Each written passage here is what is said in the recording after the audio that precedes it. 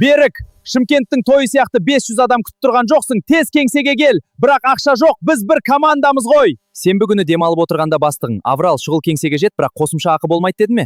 Тоқта, заң бойынша сенің демалысың тегін. Аврал!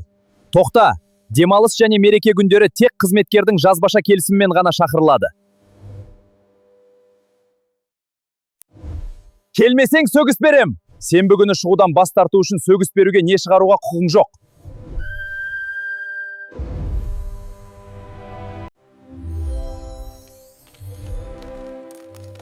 Шықсаң, кемінде 2 еселенген ақыл немесе ақылы отқұл талап ет. Ауызша уәдеге сенбе, ресми бұйрық шықсын. Демалысың, өз уақытың, тегін жұмыс істеме.